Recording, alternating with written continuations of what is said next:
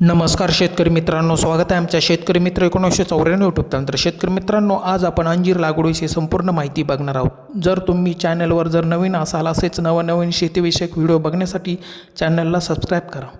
तर चला जाणून घेऊया. मित्रांनो, अंजीर लागवडीसाठी उष्ण आणि कोरडे हवामान उत्तम असते. हे पीक थंडी आणि उष्णता दोन्ही सहन करू शकते. पाण्याचा निचरा होणारी जमीन निवडून त्यामध्ये लागवड करावी. ओलावा टिकून राहणे आवश्यक आहे. चांगल्या कलमांची निवड करून लागवड करावी. पावसानंतर जमिनीत खड्डे करावेत. प्रत्येक खड्ड्यामध्ये 1 किलो बोनमील किंवा 1.5 किलो सुपर फॉस्फेट, 25 ते 30 किलो कुजलेले शेणखत आणि पोयट्याची माती मिसळावी. तयार कलमे लगेच लावावी. लागवडीनंतर लगेच पाणी द्या. शेतकरी मित्रांनो, अंजिराची छाटणी वर्षातून 2दा करावी. एकदा वसंत ऋतूच्या सुरुवातीला आणि दुसऱ्यांदा उन्हाळ्याच्या सुरुवातीला.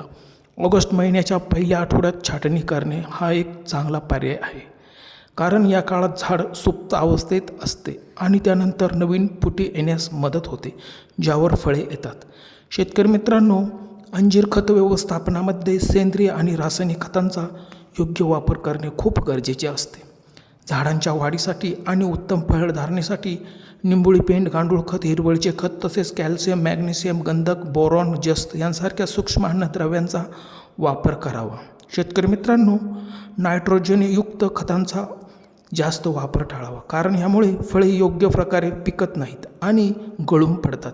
शेतकरी मित्रांनो, छाटणीनंतर लगेच प्रति 100 लिटर पाण्यामध्ये 1 किलो चुना आणि 1 किलो मोरचूत मिसळून तयार केलेल्या 1% बोर्डो मिश्रणाची फवारणी करावी.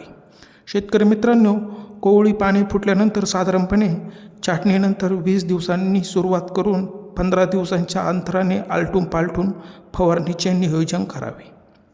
2 ग्रॅम प्रति लिटर पाणी या प्रमाणात गंधकाची फवारणी करावी. तांबेरा रोगाच्या नियंत्रणासाठी बुरशीनाशक कवच 2.5 ग्रॅम प्रति लिटर पाण्यात मिसळून फवारणी करावी.